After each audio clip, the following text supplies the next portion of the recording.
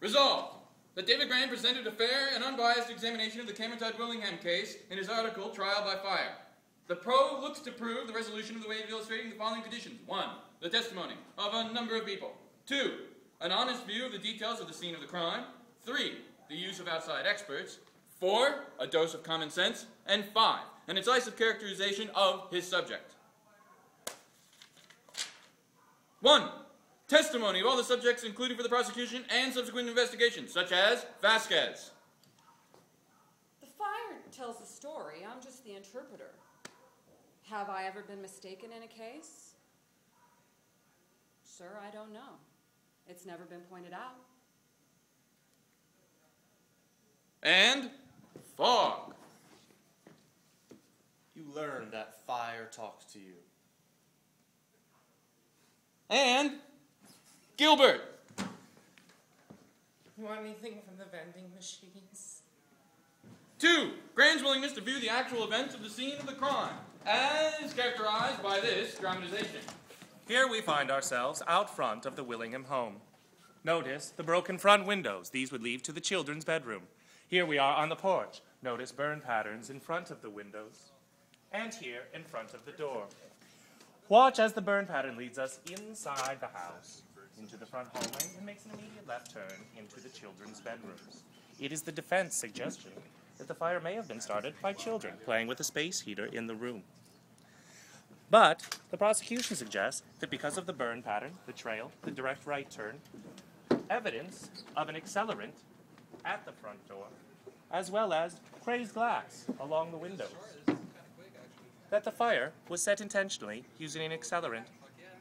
The Willingham testimony is that he awakes in his master bedroom across the hall when his oldest daughter screams at him, "Daddy!"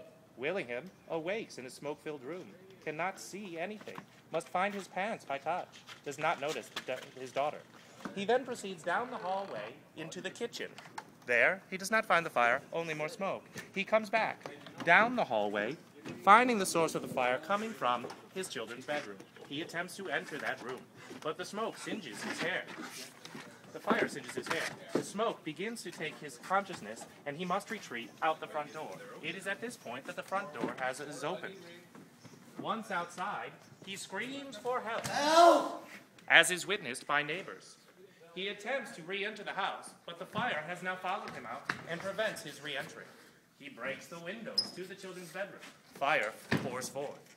At this point, the fire department arrives on the scene, enters the house, but is unable to save his children. 3. The use of outside experts to shed light on the psychology of the testimony after the fact, such as Ithiel Door. The mind is not a passive machine. Once you believe in something, once you expect something, it changes the way you perceive everything, information, and the way your memory recalls it. Point 4. A dose of common sense. Take this, for example. At one point, Jackson showed Gregory exhibit number 60 and asked the psychologist to interpret it. This one is a picture of a skull with a fist being punched through the skull, Gregory said. The image displayed violence and death. There's a hooded skull with wings and a hatchet, Gregory continued. And all of these are in a fire, depicting, it reminds me of something like hell. And there's a picture, a Led Zeppelin picture of a falling angel. I see there's an association many times with cultive type of personalities, a focus on death, dying. Many times, individuals that have a lot of this type of art have interest in satanic type activities, when in fact it is... I'm Bruce Dickinson from Iron Maiden. I think they're talking about our poster. I think. And 5. Finally, an incisive characterization of his subject, Cameron Todd Willingham. Witness his use of all of description of Cameron Todd Willingham, not to mention his willingness to describe the way that Cameron Todd Willingham feels about his car, about how Willingham feels about his children, about his wife, about being in prison, about fire, about heavy metal music, about automobiles, about his neighbors, about food, about Elizabeth Gilbert, about himself. Also, David Grann's exceptional portrayal of Cameron Todd Willingham's last meal. And his last words. I am an innocent man convicted of a crime I did not commit. I have been persecuted for 12 years for something I did not do. From God's dust I came, and to dust I will return. The earth shall become my throne. Resolved! David Grann presented a fair and unbridled examination of the Cameron Todd Willingham case in his article Trial by Fire. Pro. Finished. Ready for cross-X? Did Grann at any point visit the scene of the crime? No. Did Willingham make any attempts upon, after leaving the house, to re-enter the house and save his children? Not sure. Did Willingham, in fact, move his car away from the front of the house? Don't know. Cross-examination finished. Khan resolves to disprove the resolution through use of the following 5 criteria. An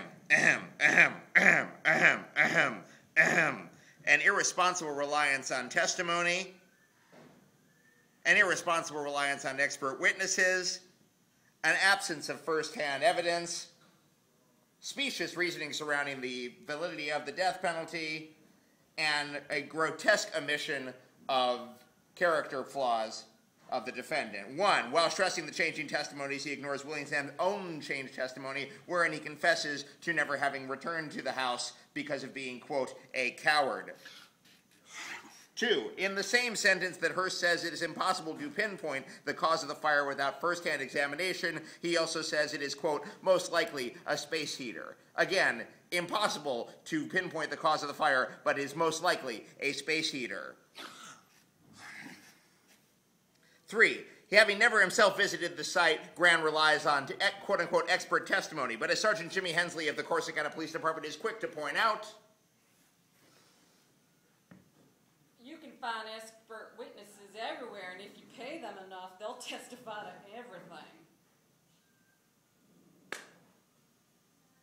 4, in arguing against the death penalty, Grann claims that 13 were exonerated from the Illinois correctional system when in fact they were simply released from death row. Not all were found innocent. And 5, in his characterization of Cameron Todd Willingham as a victim of the system, he egregiously omits the defendant's last words, which were in fact also,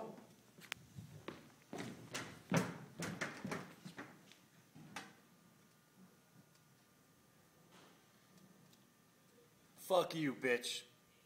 I hope you rot in hell, bitch.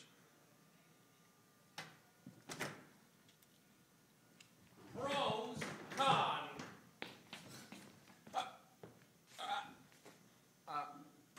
Specious! Is that an actual word? yes. Pro rests?